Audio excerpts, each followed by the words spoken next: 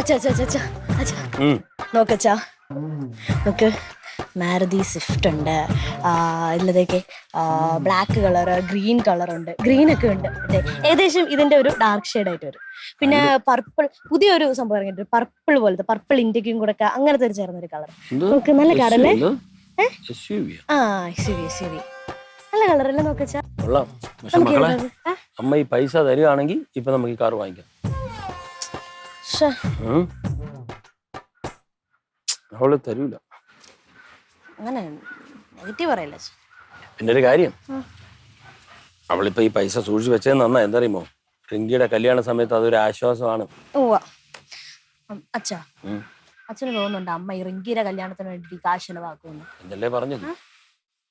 എന്റെ പൊന്നച്ഛാ റിങ്കിയുടെ കല്യാണം ആവുമ്പോ അമ്മ പറയും ഇത് റിങ്കിക്കുള്ളതല്ല റിങ്കിയുടെ കൊച്ചിനുള്ളതാണ് റിങ്കിയുടെ കൊച്ചു വലുതായി കല്യാണം കഴിക്കാറാവുമ്പോഴേക്കും അമ്മ പറയും റിങ്കിയുടെ കൊച്ചിനുള്ളതല്ല റിങ്കിയുടെ കൊച്ചിന്റെ കൊച്ചിനുള്ളതാണ് അങ്ങനെ അങ്ങനെ നീണ്ടു പോവുള്ളൂ ആർക്കും ഉപകാരപ്പെടാനെന്ന് തോന്നുന്നു എങ്കിൽ പിന്നെ പിങ്കി മോളെ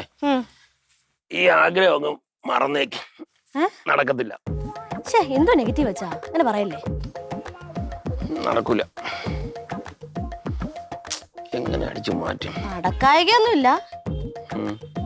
അച്ഛാ അച്ഛൻ വന്നേ ഇങ്ങോട്ട് വാ അച്ഛനെ നമ്മുടെ അപ്പൂപ്പൻ ഭാർഗവൻ പിള്ളയല്ലേ പുള്ളിക്ക് ഒരു അനിയനുണ്ടല്ലോ ഭഗീരഥൻ പിള്ള മരിച്ചുപോയില്ലേ അറിയാലോ അച്ഛൻ ഓ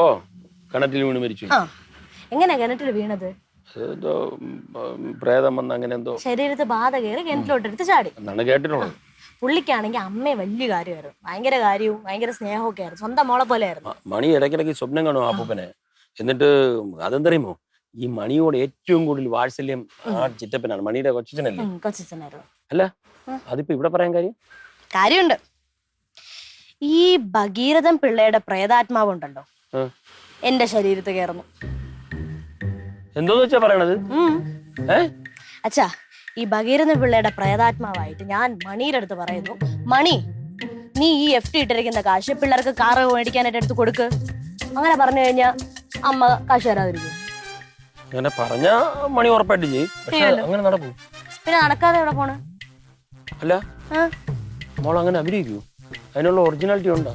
അച്ഛാ എന്ത് ചോദ്യം വെച്ചാ അത് അച്ഛനെ കാര്യം എന്തായാലും നന്നായിട്ട് ഞാൻ അഭിനയിക്കും എന്റെ ചോരയില്ലേ എനിക്കറിഞ്ഞോ പക്ഷേ ഒരു കാര്യം പറയാം കൈവിട്ട കളിയാണ് പുലിനട വീട്ടിന് തൊട്ടാണ്ടല്ലോ മണി തട്ടും അത് അത്ര സീരിയസ് ആയിട്ട് നമ്മള് അഭിനയിക്കണം സീരിയസ് ആയിട്ട് തന്നെ ഞാൻ ചെയ്യും അച്ഛൻ എന്റെ കൂടെ നിന്നാ മതി